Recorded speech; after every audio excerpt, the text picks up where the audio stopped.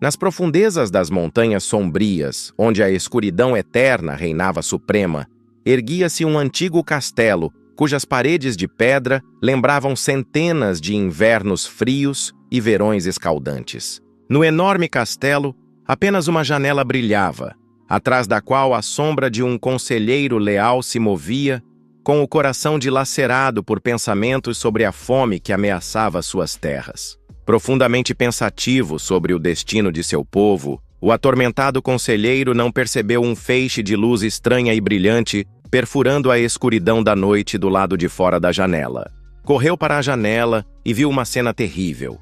A cidade que tanto amava estava em chamas e o ar estava cheio de gritos de batalha e do barulho de armas. Entre os atacantes, o conselheiro reconheceu os soldados do imperador por suas bandeiras pretas e douradas, e uma amarga constatação o atingiu. O cruel governante havia começado sua vingança. O conselheiro sempre nutriu uma profunda antipatia pelo imperador, mas nem mesmo ele poderia imaginar que o governante recorreria a um ataque tão traiçoeiro contra seus próprios súditos. Brilhos intensos de magia iluminaram o céu noturno enquanto os magos do imperador atacavam o castelo, enquanto o duque permanecia em silêncio na torre, como se aceitasse seu destino. O duque sabia que a magia ardente logo o alcançaria, e tudo o que ele podia fazer era esperar que a bola em chamas cortasse o fio de sua vida neste mundo frio. O golpe fatal atingiu os dois.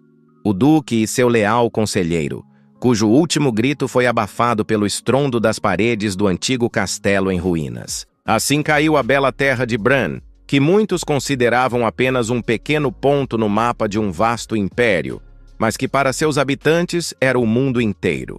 O pesadelo foi interrompido por um despertar repentino. O jovem, outrora o servo mais leal do duque, acordou com um grito de horror nos lábios. O destino havia pregado uma estranha peça nele. Em vez de um merecido descanso, ele recebeu uma nova vida no corpo de seu mestre, 20 anos antes daquela noite fatídica.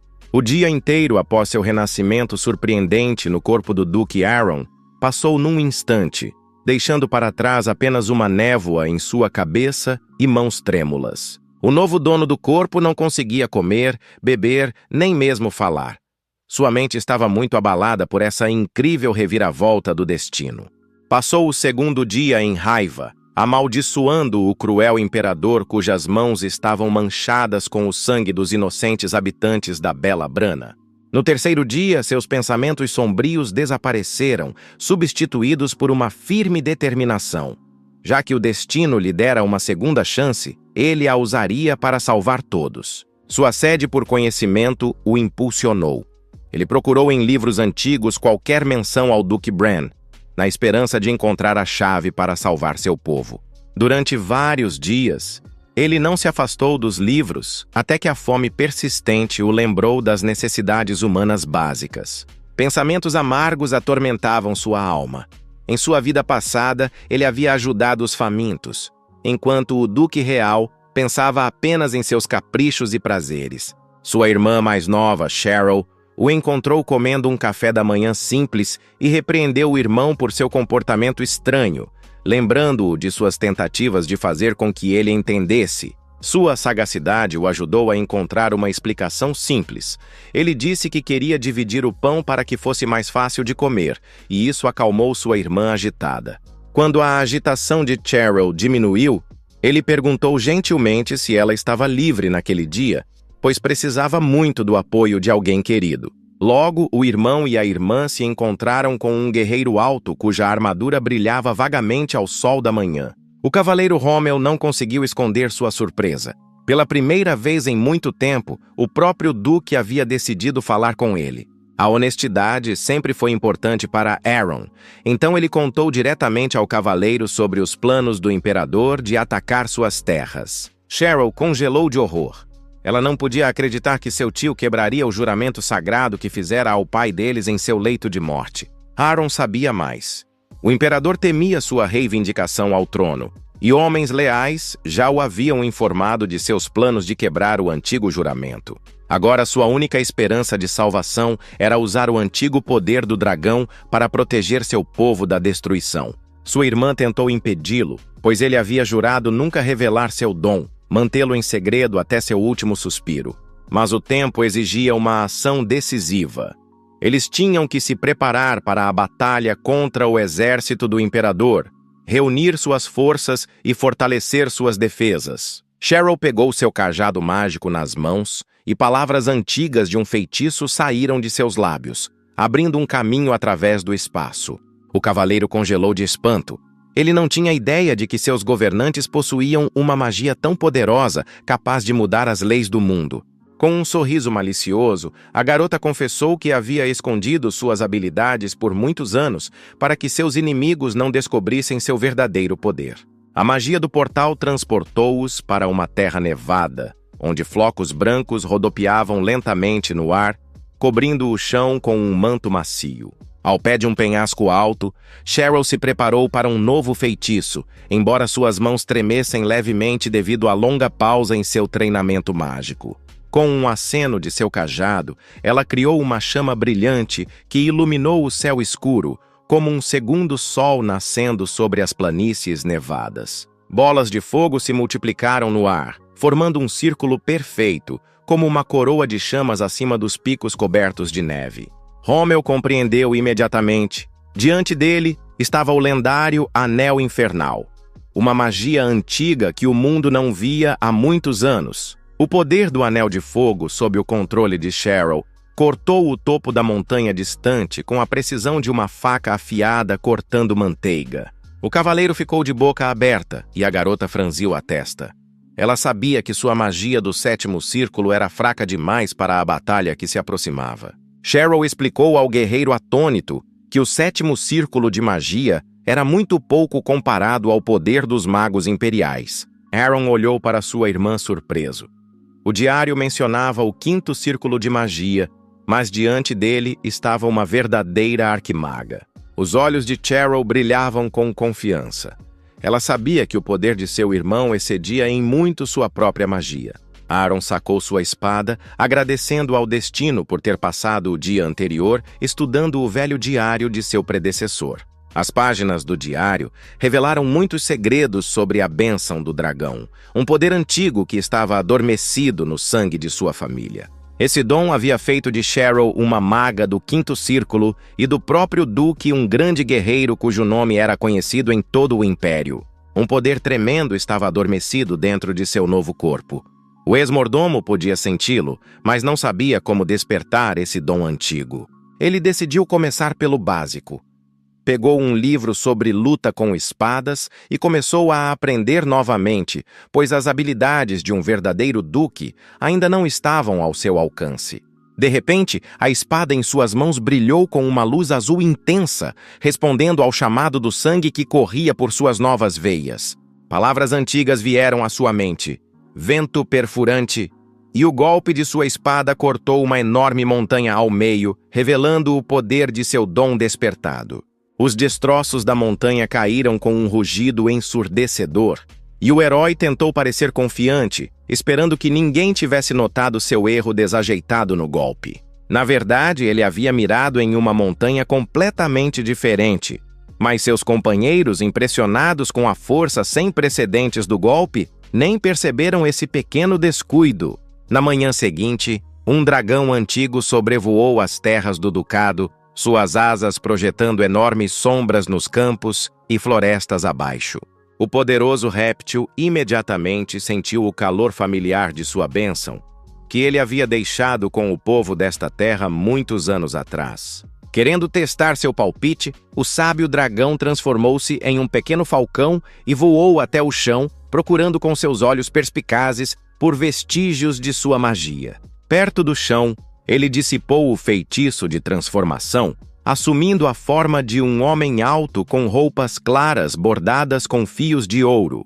Examinando cuidadosamente as paredes do antigo palácio, ele sentiu que em algum lugar próximo viviam pessoas com seu antigo poder, a quem ele havia abençoado muitos anos atrás. Após alguns dias em seu novo corpo, o antigo servo encontrou o velho diário do Duque, escondido entre livros empoeirados em um canto distante da biblioteca.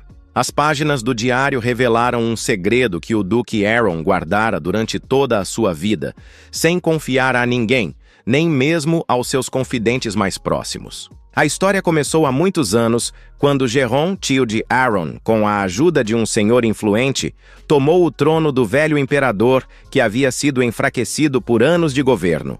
Após a morte do pai, os jovens herdeiros tiveram que fugir das novas autoridades, salvando suas vidas de assassinos brutais. Eles foram salvos pela única condição que seu pai conseguiu estabelecer antes de morrer, como se previsse as futuras desgraças de seus filhos. As crianças juraram nunca reivindicar o trono imperial e, em troca, seu pai negociou para Aeron o título de Duque da distante terra de Bran. Essa terra era considerada amaldiçoada. Um deserto árido com uma fortaleza semi-destruída, onde nem mesmo ervas daninhas cresciam e monstros perigosos frequentemente apareciam. Mas para crianças que possuíam o poder de um dragão e o dom de um grande mestre desde o nascimento, mesmo uma terra tão inóspita poderia se tornar um verdadeiro lar. Com o tempo, eles conseguiram estabelecer uma vida nessas terras, embora Aeron tenha decidido esconder suas habilidades para sempre, permanecendo fiel ao juramento de seu pai.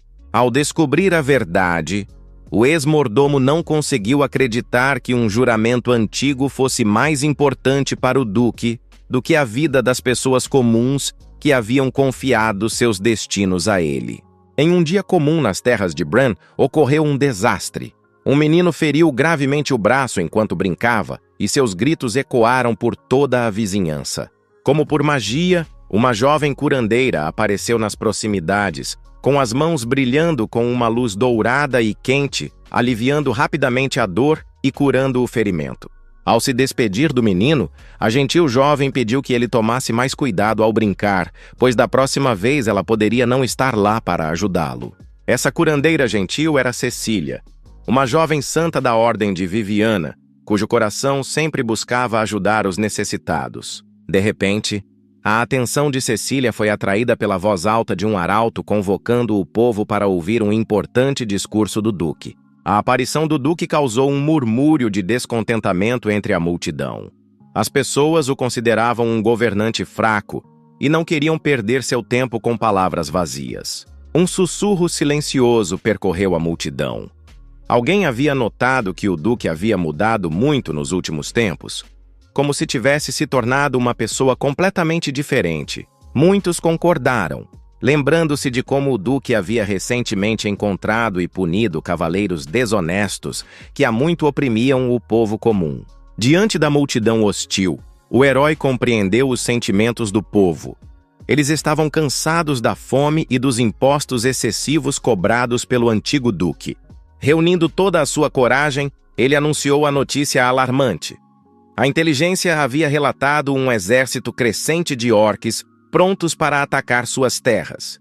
A multidão respondeu com risadas amargas. Já tinham ouvido ameaças semelhantes muitas vezes antes, mas o antigo Duque nunca tinha tentado proteger o seu povo. Vendo a desconfiança do povo, o Duque apelou apaixonadamente para que se unissem contra o inimigo comum, para que juntos pudessem livrar-se do medo eterno dos orcs. Suas palavras inflamadas silenciaram a multidão.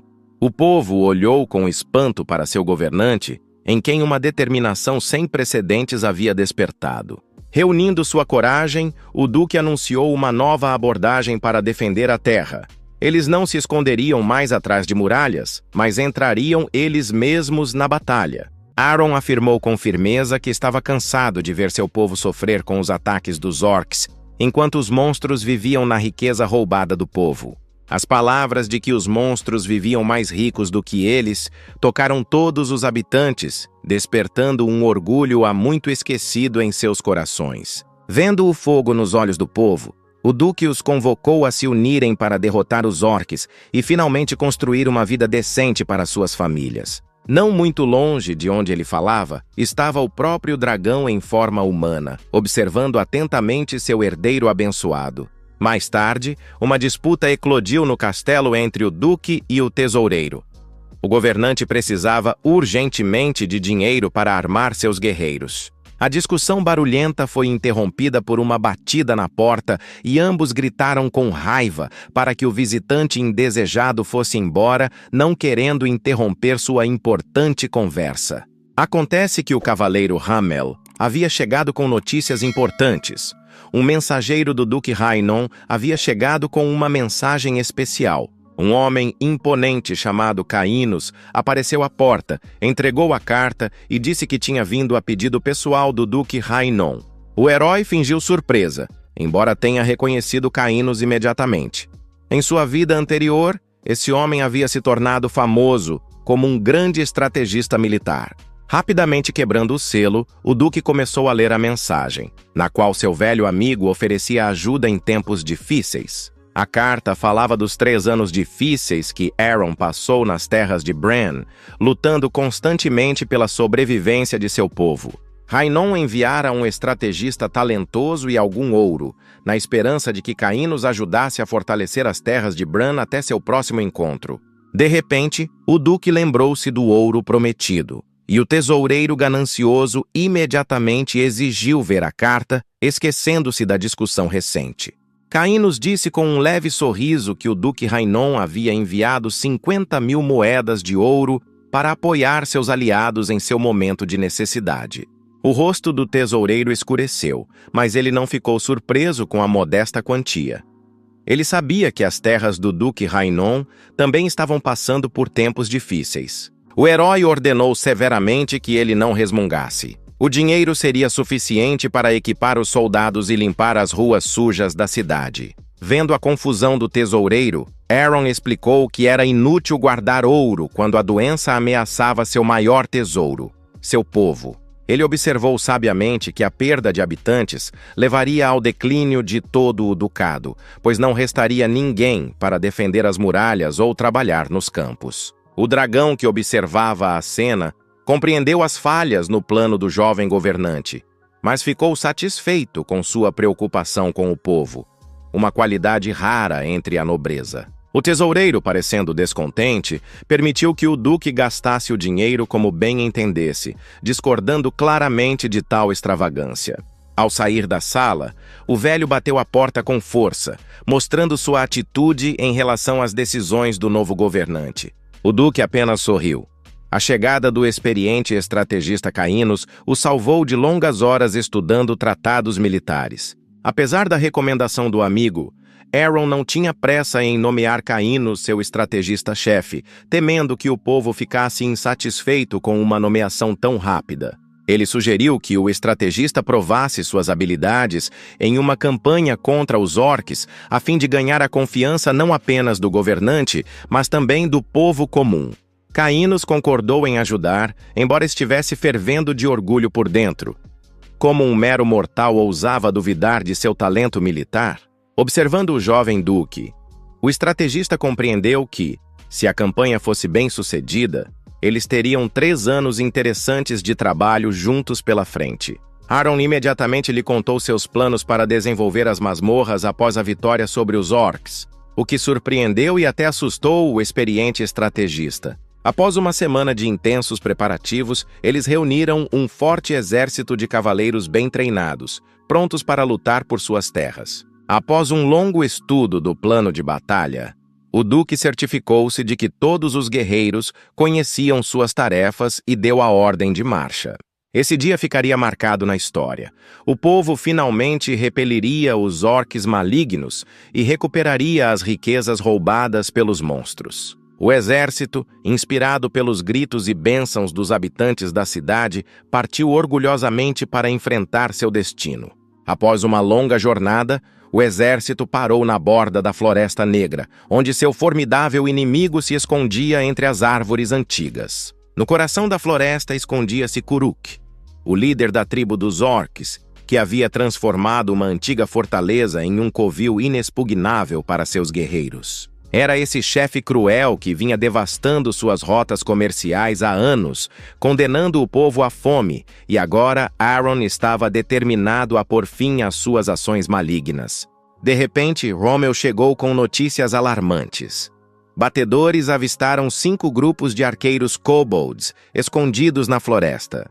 Percebendo que não poderiam derrotar os arqueiros astutos sem magia, Aaron pediu ajuda à sua irmã, cujos feitiços poderiam virar o rumo da batalha. Cheryl correu rapidamente para a floresta, segurando um cajado mágico nas mãos, e começou a lançar um feitiço de bola de fogo de 3º nível. Embora o feitiço fosse considerado fraco, em suas mãos ele ganhou o poder do 5º círculo, revelando a verdadeira força da jovem feiticeira. Uma bola de fogo voou em direção aos inimigos, e a última coisa que os kobolds viram foi uma enorme chama que os engoliu sem deixar vestígios. Em vez de alegria, Aaron ficou horrorizado. Ele havia pedido à irmã para não usar magia poderosa para não atrair a atenção dos espiões imperiais. Cheryl apenas bufou em resposta às reprovações do irmão, sem entender seu alarme. Afinal, ela havia usado um feitiço simples de 3º círculo. O jovem duque se arrependeu amargamente de sua decisão de levar sua irmã para a campanha. Ele pensava que ela usaria apenas feitiços de combate simples. Cainus tranquilizou o governante, explicando que o imperador descobriria sobre o poder deles de qualquer maneira, mas enquanto os soldados permanecessem em silêncio, eles teriam tempo para se preparar. Acalmado pelas palavras do estrategista, Aaron perguntou se ele havia encontrado um local adequado para a batalha decisiva contra o exército orc. Na véspera da campanha, eles se reuniram para discutir o plano de batalha, e Cainus explicou sua ideia. Seria melhor destruir o inimigo antes que a batalha aberta começasse. O estrategista sugeriu atrair os inimigos para uma armadilha, usando as vantagens do terreno para salvar a vida de seus guerreiros. A escolha do local para a batalha era particularmente importante. Eles estavam prestes a enfrentar 2.000 orcs, contando apenas com cálculos habilidosos e astúcia. Seu esquadrão contava com apenas 500 combatentes, então mesmo a vitória em combate aberto resultaria em enormes perdas entre seu povo. O sábio estrategista sugeriu usar 100 cavaleiros como isca para atrair os orcs para fora de seus esconderijos na floresta. Seus cavalos velozes lhes davam vantagem, permitindo-lhes atrair o inimigo diretamente para uma emboscada preparada.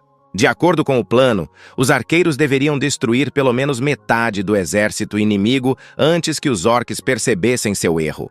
Os orcs restantes seriam levados para um terreno aberto, onde cavaleiros com armaduras os cercariam. Depois de ouvir atentamente o plano, Aaron concordou. Não havia solução melhor para seu pequeno exército. De repente, um cavaleiro ofegante correu até o duque e relatou que os inimigos já haviam começado a se mover em direção ao seu destacamento. A reação rápida dos orcs surpreendeu a todos. Parecia que eles tinham batedores habilidosos que perceberam imediatamente que os humanos estavam se aproximando da floresta. Vendo a organização incomum dos inimigos, Cainus sugeriu que, após a vitória, os orcs sobreviventes fossem transformados em escravos para trabalhar nas masmorras. A ideia pareceu interessante ao duque, mas ele duvidava que os orgulhosos orcs concordariam em servir aos humanos mesmo após sua derrota. Ele já tinha ouvido antes que tais criaturas só obedeciam aos dragões, cuja magia ancestral podia dobrar sua vontade. Cainus se apressou em explicar que os orcs reconheciam a autoridade de qualquer um que os superasse em força, fosse um dragão ou um guerreiro poderoso. O duque decidiu adiar a conversa. Salvar a vida de seu povo era mais importante do que pensar em ganhos futuros. Era hora de agir. Aaron ordenou que sua irmã levasse 200 guerreiros e se escondesse na floresta enquanto os cavaleiros se preparavam para cercar o inimigo. Depois de dar suas últimas instruções, ele pediu a Cainus que observasse a batalha da colina e salvasse sua vida para batalhas futuras. Depois que todos os preparativos foram concluídos, o duque pegou sua espada, reuniu seus guerreiros leais e os conduziu ao encontro de seu destino. Naquele momento, um batedor correu até o chefe dos orcs com a notícia de que tropas humanas estavam se aproximando de seu território. Kuruk ficou furioso ao saber que os humanos patéticos ousavam atacar depois de tantos anos, se escondendo covardemente atrás de suas muralhas fortificadas. O chefe estava confiante na vitória. Assim que os humanos entrassem na Floresta Negra, seriam presas fáceis para seus guerreiros. Os orcs tinham outro truque na manga. O chefe ordenou que eles soltassem sua arma mais terrível, uma que os humanos não esperavam encontrar em batalha.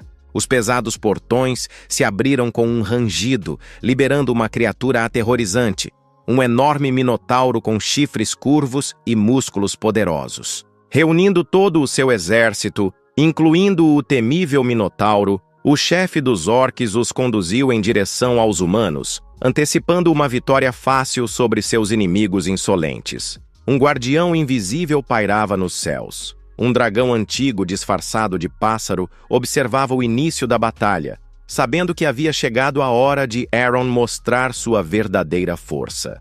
Ao sinal do Duque, os guerreiros se alinharam para a batalha, 100 corações corajosos, sob seu comando contra 2.000 orques ferozes de Kurok. Abençoado com o poder do dragão, o Duque derrotou facilmente seus inimigos, sua espada brilhando como um raio em meio ao mar revolto da batalha. Mas o alarme se apoderou de seu coração quando viu seus guerreiros se afogando em um fluxo interminável de inimigos, como grãos de areia na maré. No calor da batalha, o Duque não percebeu a aproximação de um enorme minotauro, e apenas seus instintos animais o ajudaram a desviar do golpe mortal.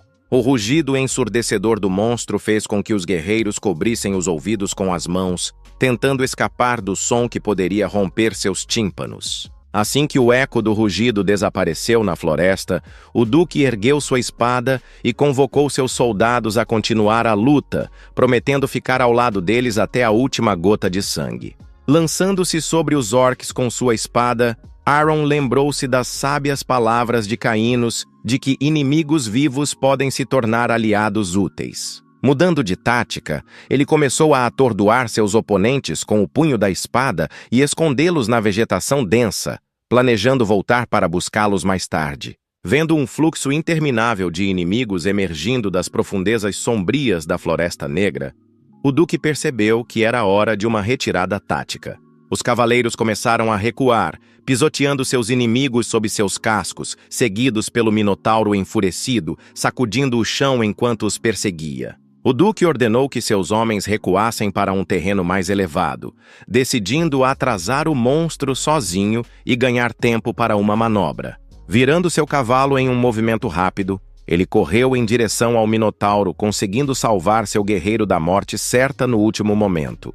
Os cavaleiros leais, desafiando a ordem de recuar, permaneceram ao lado de seu senhor, observando sua coragem desesperada com admiração.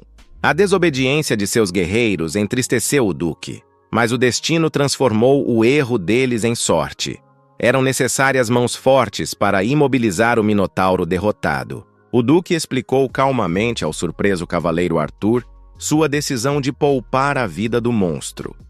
Tal força ainda serviria aos seus propósitos. No meio do trabalho com o minotauro cativo, novos orques apareceram, mas Cheryl os enfrentou com uma parede de chamas mágicas. Os cavaleiros tiveram que se esquivar dos orques enlouquecidos, que fugiram com medo da ira ardente da jovem feiticeira. Muitos inimigos caíram em batalha, mas Kuruk e seus guerreiros leais continuaram a perseguição, consumidos pelo desejo de vingar seus companheiros mortos. Justamente quando os orques comemoravam sua vitória iminente, o anel de aço dos cavaleiros fechou-se ao redor deles, cortando todas as rotas de retirada. Os cavaleiros se separaram, formando um corredor vivo, pelo qual seu líder abriu caminho até os orcs cercados para negociar. Com a dignidade de um governante, Aeron ofereceu a Kuroko uma saída honrosa. Decidir o resultado da batalha em um duelo entre os líderes, concedendo ao perdedor a vida. A desconfiança era evidente nos olhos amarelos do orc, mas ele entendeu que uma ordem do Duque e seus guerreiros se tornariam comida para os corvos. O Duque reforçou suas palavras com um juramento de guerreiro, exigindo a mesma promessa do chefe orc para selar o acordo. O líder hesitou, mas a desesperança da situação o forçou a concordar, acreditando na palavra do homem de que pouparia a vida de seus guerreiros. O campo de batalha estava cercado por escudos e o orc imediatamente partiu para o ataque, brandindo uma temível massa com pontas de ferro. Aeron permaneceu imóvel até o último momento, como uma estátua, e então facilmente desviou do golpe, deixando o chefe orc em um frenesi de raiva. A cada esquiva dos novos ataques, o Duque sentia o antigo poder do dragão fluindo por suas veias, tornando seus movimentos leves e precisos. Após outra esquiva graciosa do Duque, o enfurecido Cocker explodiu em uma torrente de palavrões, chamando seu oponente de covarde. O insulto feriu o orgulho do Duque. Ele enfiou a espada no chão e desafiou o orc para uma luta justa com as próprias mãos. Rommel olhou ansiosamente para seu mestre desarmado, considerando sua decisão precipitada, mas Aaron estava determinado a dar uma lição de força ao orc. Apreciando o gesto nobre do oponente, Kuruk jogou sua massa no chão.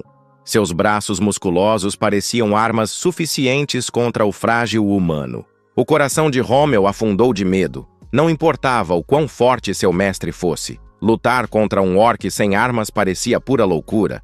Todos sabiam da força natural dos orcs criados em batalhas intermináveis. Até mesmo suas garras eram mais afiadas que o aço. E o Duque estava diante de seu inimigo sem qualquer proteção. Quando o orc apontou suas garras aterrorizantes para o rosto do Duque, este percebeu com surpresa como a mão de seu oponente se movia lentamente, desviando facilmente do ataque. Testando os limites de seu novo poder, Aaron decidiu receber o próximo golpe do orc sem tentar se defender. O resultado o surpreendeu. O golpe poderoso do orc, capaz de perfurar armaduras, parecia um mero empurrão contra seu corpo abençoado. Vendo seu mestre desviar dos golpes, os cavaleiros leais começaram a se preocupar não apenas com sua vida, mas também com seu próprio destino em caso de derrota. O primeiro golpe bem-sucedido causou júbilo entre os orcs. Eles já estavam imaginando como transformariam os humanos arrogantes em seus escravos. Aaron calmamente pediu a seus inimigos que moderassem seu entusiasmo após o que seu corpo pareceu se dissolver no ar, reaparecendo ao lado do orc atordoado. Aparecendo acima de seu inimigo, o Duque anunciou que o destino havia se voltado contra os orcs. Agora eles teriam que servir aos humanos. Um golpe leve jogou o chefe vários passos para trás e, quando ele se levantou, acusou o homem de bruxaria. Tal poder não poderia pertencer a um mortal. Em resposta, Aaron continuou seu ataque, demonstrando o verdadeiro poder de seu dom, até que o orgulhoso orc implorou por misericórdia. Após sua vitória, o Duque levou o chefe amarrado para a fortaleza dos orcs, onde o destino de toda a tribo seria decidido. Na fortaleza capturada, ele anunciou sua vontade. Os orcs seriam poupados, mas teriam que trabalhar para o bem das terras de Bran. Mostrando misericórdia, ele permitiu que caçassem nas florestas e prometeu compartilhar comida por um bom trabalho, mas avisou que a menor desobediência seria punida com a morte. Os olhares desconfiados dos orcs expressavam suas dúvidas sobre as palavras do homem, pois estavam acostumados a ver apenas inimigos nos humanos. Irritado com suas dúvidas, Aaron apontou para o chefe derrotado, prometendo o mesmo destino a qualquer um que ousasse desafiar sua autoridade. Finalmente percebendo a gravidade da situação, os orcs abaixaram a cabeça, reconhecendo o poder daquele homem excepcionalmente forte. O Duque decidiu garantir sua vitória tomando todos os suprimentos dos orcs. Isso o ajudaria a cumprir a promessa que fizera ao povo faminto de Bran. Tarde da noite, o destacamento vitorioso retornou à fortaleza, conduzindo carroças carregadas com os suprimentos alimentares capturados. Quando os gritos de alegria da multidão que os recebia se acalmaram, Aaron instruiu seu leal Rommel a cuidar dos orcs capturados. Com a magia de Cheryl, eles abriram um portal para as Terras Geladas, onde levaram os monstros derrotados para sua lição final. Lá, Aaron mostrou aos orcs todo o poder de seu dom, e eles finalmente compreenderam que estavam diante de um homem abençoado pelo próprio dragão. Os orcs atordoados caíram de joelhos, jurando lealdade eterna ao Duque, cuja força superava até mesmo suas lendas mais terríveis. O Duque ordenou que levantassem a cabeça e se lembrassem da lição. A montanha, dividida pelo seu poder, serviria como um lembrete do castigo pela sua traição. Na manhã seguinte, Kuruk fez um juramento sagrado ao Duque de que seu povo manteria o segredo do poder do governante e reprimiria qualquer tentativa de rebelião. Aaron lembrou severamente ao chefe sua ameaça de exterminar todo o clã por desobediência, E o orc retirou-se apressadamente, impressionado com a determinação nos olhos do homem. Seu lugar foi ocupado por um inspirado Cainus, que não escondeu sua admiração pela habilidade com que o Duque havia subjugado os orcs selvagens. O Duque explicou que os orcs o haviam confundido com um dragão, o que simplificou muito a tarefa. Agora, sua submissão era baseada no medo sagrado. O rosto do conselheiro escureceu. Ele lembrou a todos da conhecida vingança dos dragões contra aqueles que ousam reivindicar sua grandeza para si mesmos. Aaron tranquilizou Cainus, explicando que nunca se chamara de dragão. Os orcs chegaram a essa conclusão por conta própria depois de ver seu poder. A tensão deixou o conselheiro e ele riu, imaginando o quanto os orcs devem ter ficado assustados quando confundiram um humano com uma criatura antiga e poderosa. O mordomo guardou seus pensamentos para si mesmo.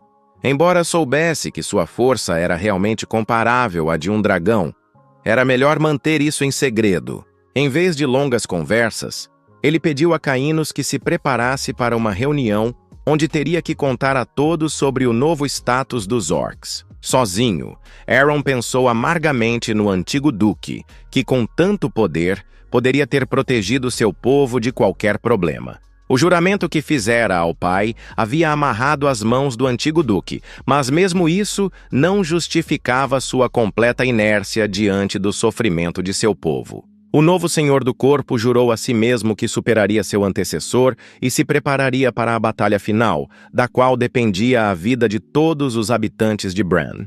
Um conselho de guerra se reuniu no salão principal do castelo, onde o duque relatou com entusiasmo a vitória, elogiando particularmente a brilhante estratégia de Cainus. O sábio conselheiro agradeceu-lhe pelos elogios, mas enfatizou que foi a vontade inflexível de seu senhor que levou o exército a uma vitória tão gloriosa.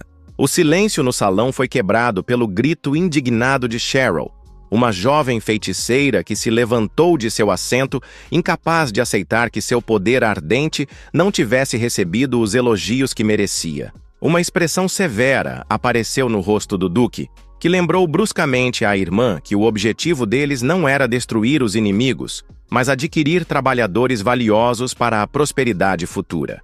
Quando as paixões se acalmaram, o duque passou para notícias importantes. Suas propriedades haviam crescido 5 vezes e agora eles precisavam dispor sabiamente das novas terras. Suas próximas palavras deixaram todos os presentes perplexos. Ele propôs a criação de um labirinto subterrâneo e essa ideia estranha pareceu completamente insana para todos. Max, um ex-agente secreto e agora gerente, não podia acreditar no que ouvia. O duque queria transformar as cavernas subterrâneas em uma atração para aventureiros. Em vez de explicar, Aaron se virou para Cainus, perguntando se ele estava pronto com um plano detalhado para apresentar ao conselho.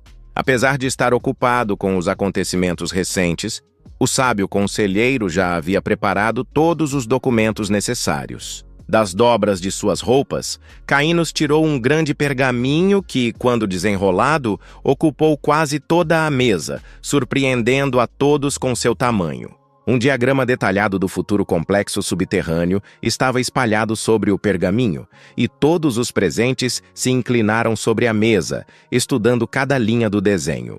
Depois de examinar o plano, o duque elogiou o trabalho de Cainus, mas apontou a ausência de um elemento importante: um sistema para atrair aventureiros. Ainda mais importante era pensar em uma maneira de fechar acordos especiais com os heróis quando eles se encontrassem em uma situação desesperadora dentro da masmorra. Max levantou-se com raiva justificada, lembrando ao duque de suas origens nobres e dos possíveis danos à honra de sua família. Aaron apenas deu de ombros, lembrando-lhe que mesmo a linhagem mais antiga não salvaria ninguém da fome em tempos difíceis. O silêncio tenso foi quebrado pela gargalhada de Cainus, que, com remorso fingido, admitiu que não tinha pensado em planos tão astutos. O experiente conselheiro apreciou a capacidade de seu mestre de pensar fora da caixa e prometeu adicionar elementos de manipulação sutil ao plano. Ao sair da sala do conselho, Max sentiu um peso no coração. Empreendimentos tão arriscados poderiam levar seu pequeno ducado à ruína rápida. No início da manhã seguinte, o Duque decidiu verificar pessoalmente o andamento da limpeza das ruas da cidade, não confiando nos relatórios dos outros. O que viu claramente não lhe agradou. Imediatamente começou a questionar o tesoureiro sobre as medidas para manter a limpeza na cidade. O velho tesoureiro assegurou-lhe com um sorriso amargo que todos os esforços estavam sendo feitos para se preparar para o inverno, já que agora estavam a salvo da fome. Aaron o interrompeu abruptamente, lembrando-o dos abundantes suprimentos de comida e ouro que tornavam tais temores desculpas vazias. Os olhos do tesoureiro mostraram indignação.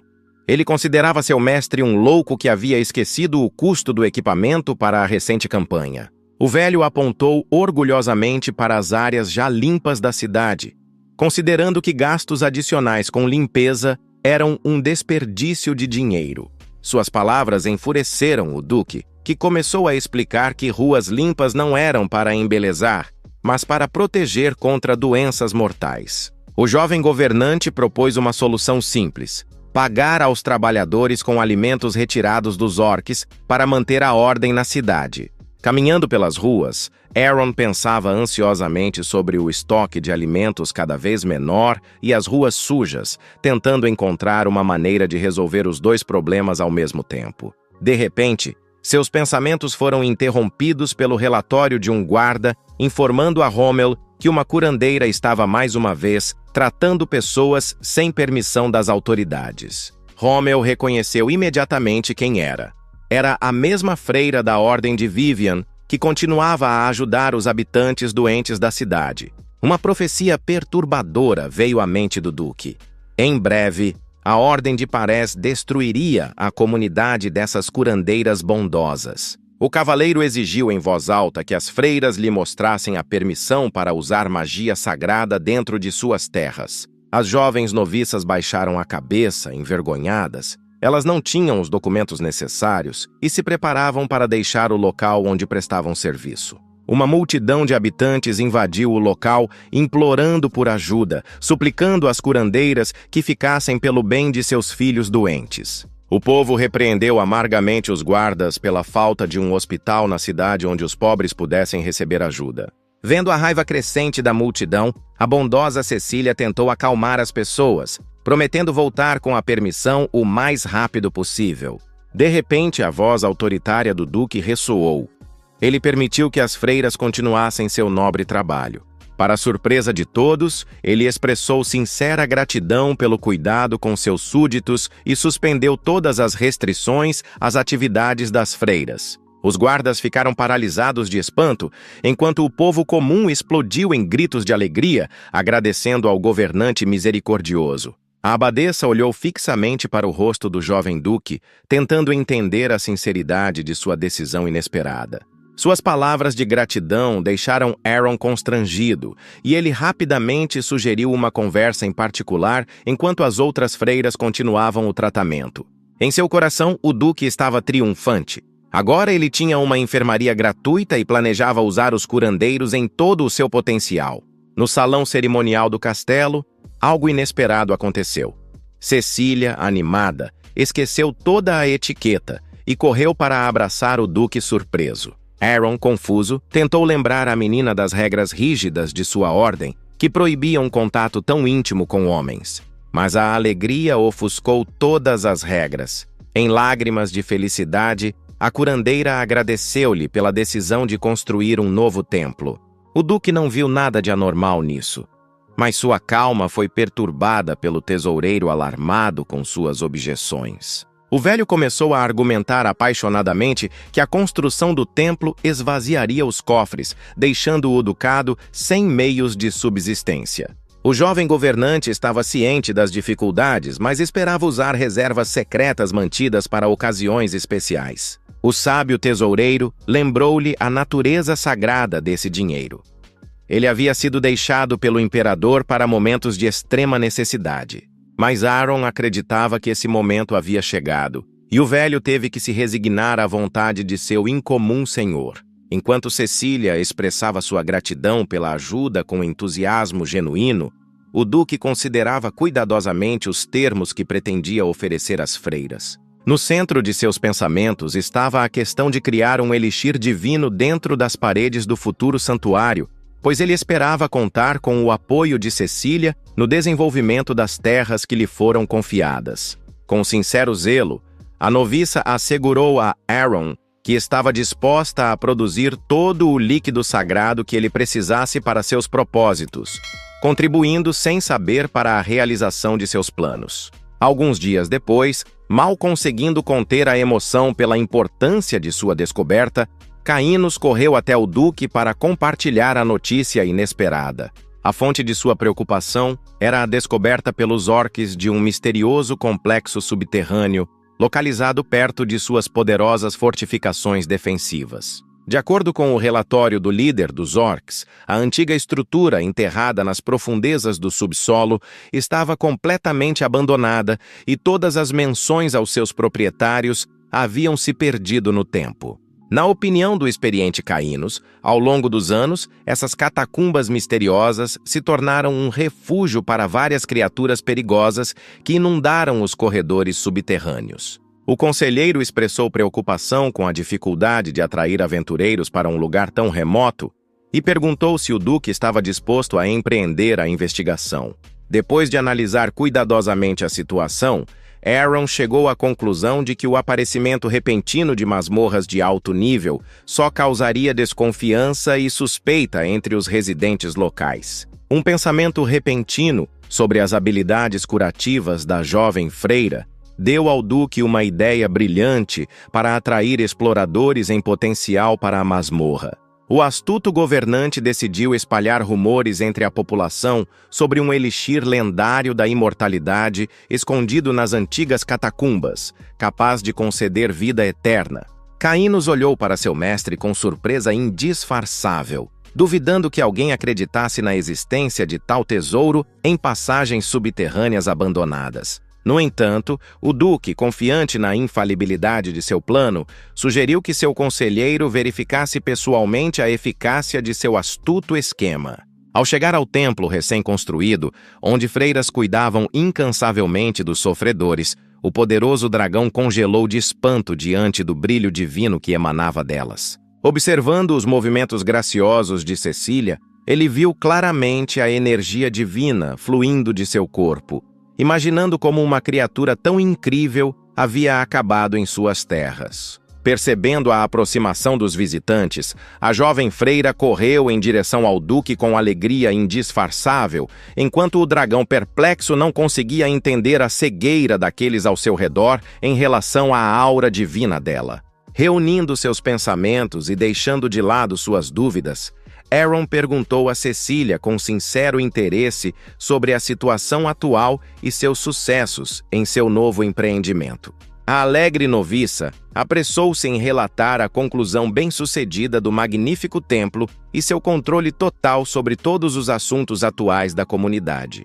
O Duque perguntou cautelosamente sobre a possibilidade de criar água benta, ao que recebeu não apenas uma resposta confiante, mas também uma oferta para demonstrar imediatamente suas incríveis habilidades. Aproximando-se da majestosa estátua da deusa Vivian, a jovem noviça ofereceu uma oração sincera pelo dom do poder divino para realizar o milagre tão esperado.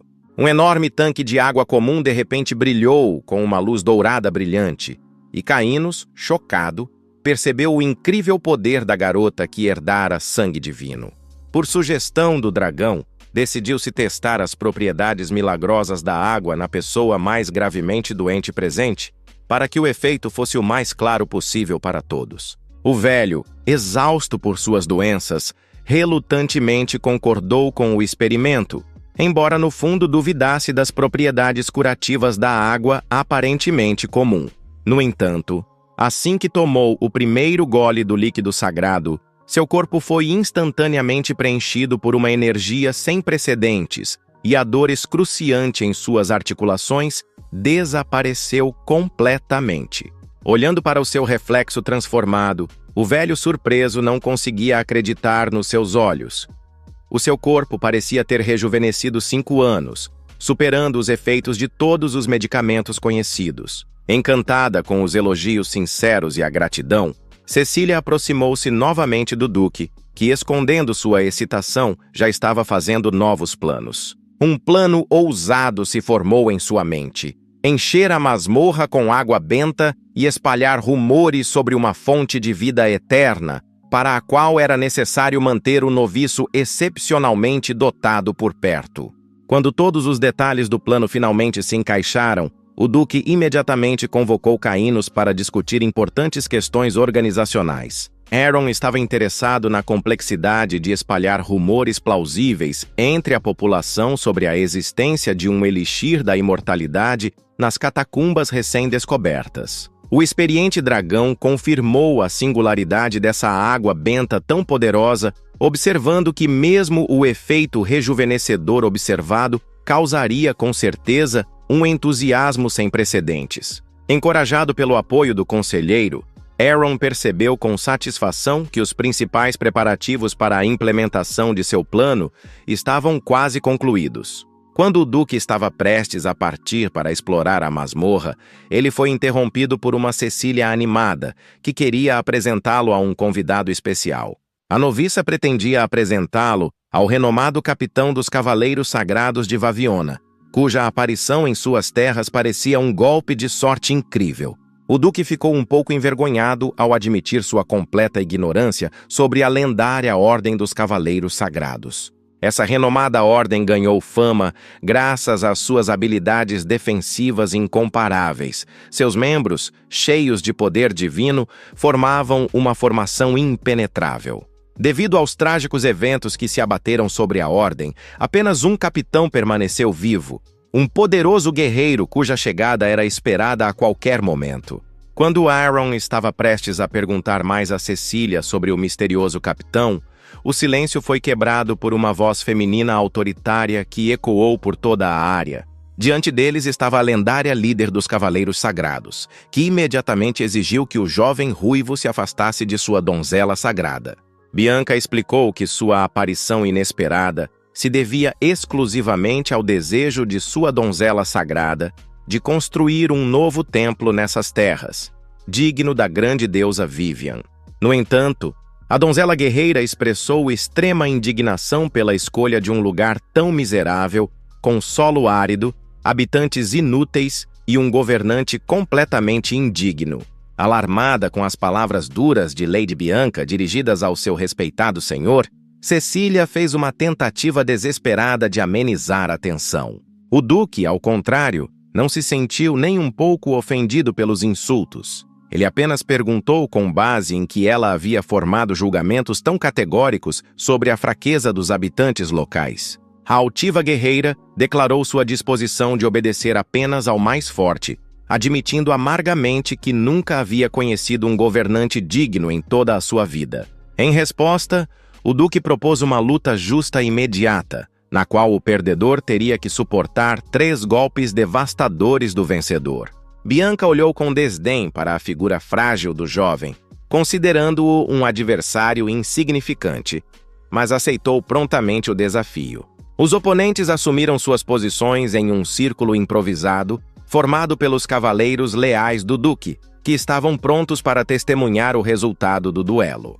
Arthur, observando os preparativos, pensava sombriamente sobre a imprudência da batalha planejada, com seu resultado óbvio, preocupando-se sinceramente com seu mestre. Seu companheiro tentou animá-lo, lembrando-o da vitória memorável de seu mestre sobre um poderoso orc sem armas, mas Arthur continuou preocupado.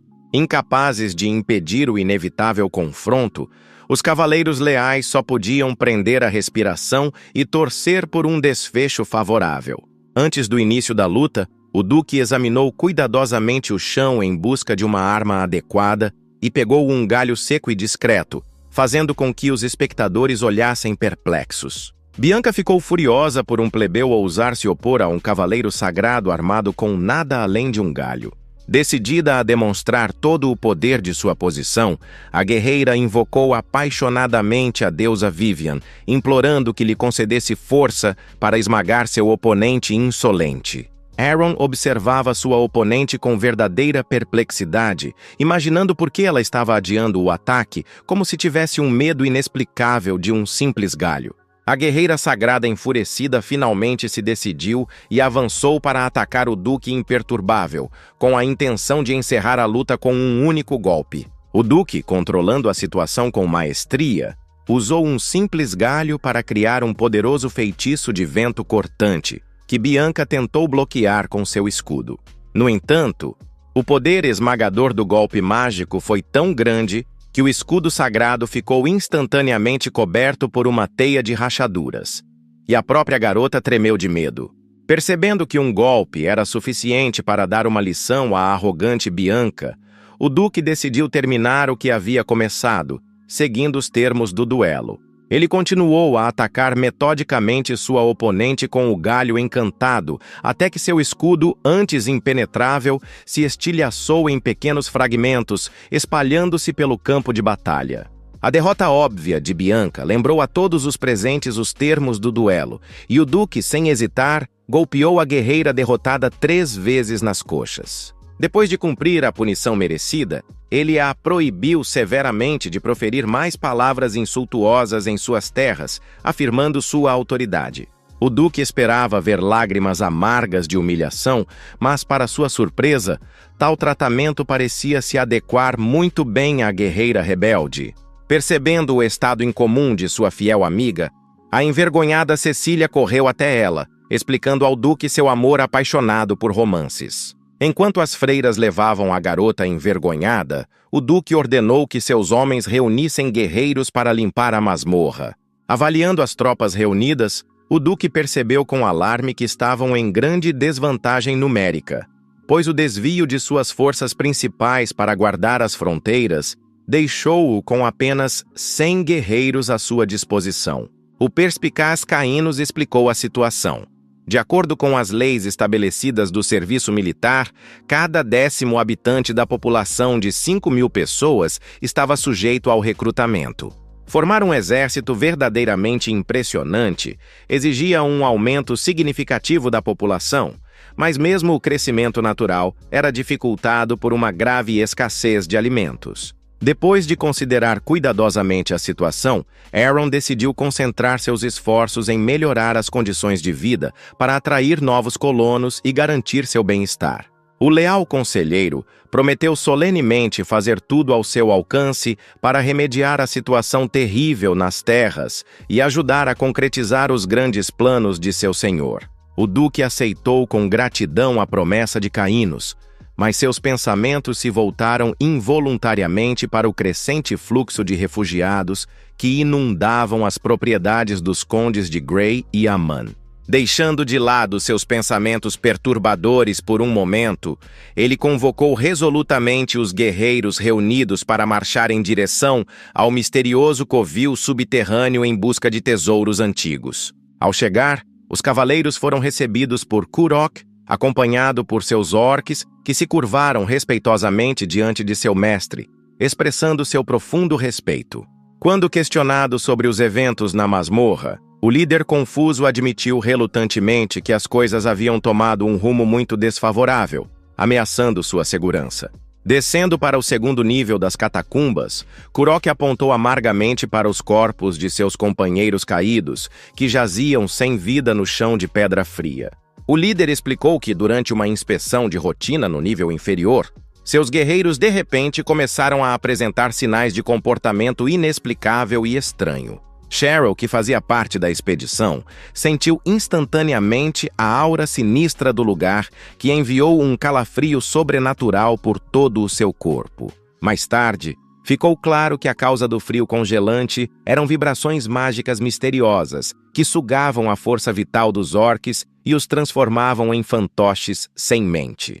Na tentativa de proteger o resto do esquadrão, Kuruk tomou a difícil decisão de deter pessoalmente seus irmãos possuídos que se voltaram contra os humanos. Com um golpe devastador, ele derrubou seus parentes, mas assim que eles perderam a consciência, uma escuridão sinistra se espalhou de seus corpos sem vida, formando um fantasma gigante. O corajoso Kuruk imediatamente correu para deter a entidade aterrorizante, mas seu verdadeiro alvo era Aaron, que mal conseguiu se defender do ataque repentino. A cada momento que passava, o número de sombras aumentava rapidamente e logo elas cercaram todos na masmorra sombria em um círculo apertado. Cheryl lutou desesperadamente contra as criaturas de outro mundo, plenamente consciente de que, se não derrotasse esses fantasmas agora, eles a assombrariam em seus pesadelos. Enquanto Aaron defendia habilmente a garota com sua espada encantada, ela se concentrava em invocar o poder purificador da magia ardente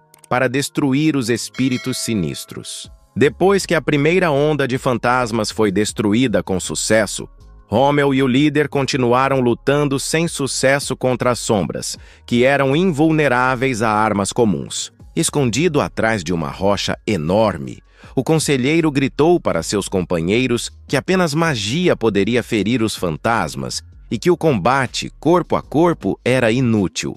Avaliando instantaneamente a gravidade da situação, Cheryl começou a tecer um feitiço complexo mais uma vez, buscando ajudar seus bravos aliados em sua batalha desigual.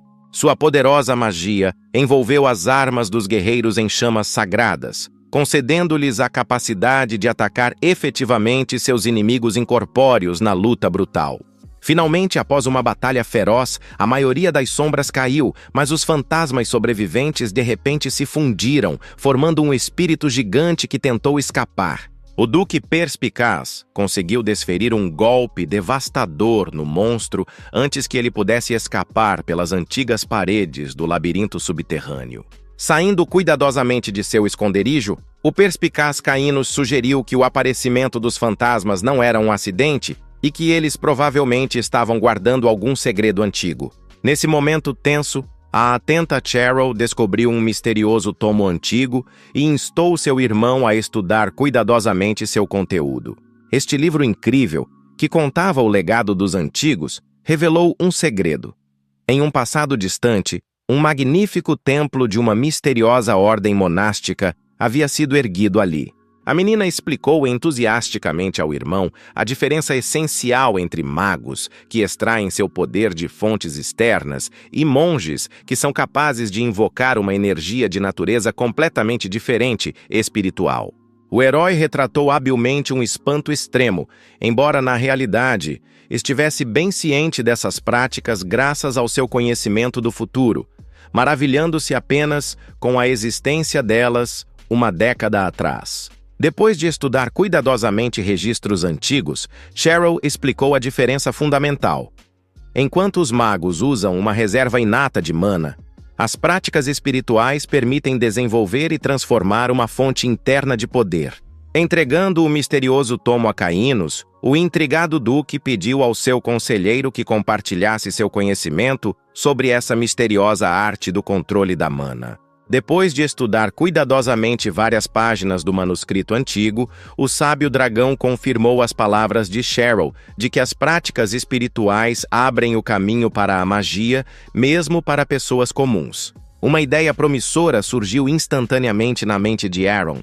Se ele ensinasse essa arte aos seus soldados, mesmo seu pequeno esquadrão poderia se tornar incrivelmente eficaz. No entanto, o Perspicaz Caínos instou seu mestre a ter cautela e abster-se temporariamente de implementar um plano tão arriscado. O conselheiro apontou para os arredores. Toda a masmorra estava manchada de sangue e apresentava vestígios de inúmeras batalhas brutais do passado. O dragão sugeriu que ou o treinamento dessa força era insuportavelmente cruel, ou a energia em si era tão perigosa que levou os antigos monges à destruição mútua. Percebendo a seriedade dos avisos, o prudente Aaron decidiu adiar os experimentos até que os manuscritos antigos fossem totalmente estudados e as consequências analisadas minuciosamente. Após uma extensa pesquisa, o herói e seus companheiros finalmente chegaram ao terceiro nível do misterioso labirinto subterrâneo. Depois de derrotar os monstros locais, eles descobriram um baú enorme cheio de ouro, e Aaron sabiamente decidiu dividir o tesouro igualmente entre ele e os futuros buscadores. O empreendedor Caínos pediu ao seu mestre que lhe permitisse dispor da segunda metade do tesouro, argumentando que a masmorra era muito simples. O experiente conselheiro compreendeu perfeitamente como era difícil criar provas verdadeiramente perigosas para aventureiros experientes nas condições atuais. O dragão perspicaz planejava usar o ouro para melhorar significativamente a masmorra, já tendo várias ideias promissoras em mente. Depois de algum tempo, habilmente se desfazendo dos tesouros acumulados, o astuto Caínos transformou uma masmorra simples em um verdadeiro labirinto de quebra-cabeças e armadilhas. Insatisfeito com os obstáculos que criara, o poderoso dragão decidiu invocar um exército inteiro de mortos-vivos para essas antigas paredes com sua magia negra. Após a conclusão do complexo ritual, esqueletos fantasmagóricos, espíritos sinistros e outras criaturas das trevas começaram a emergir do solo congelado. A próxima etapa de seu trabalho foi melhorar a água benta com um feitiço especial projetado para aumentar suas propriedades milagrosas. Depois de examinar cuidadosamente o elixir resultante, Caínos ficou convencido de que a poção poderia prolongar a vida dos mortais por um ano inteiro, o que era ideal para o seu plano. A última tarefa do dragão era encontrar aventureiros gananciosos o suficiente dispostos a arriscar tudo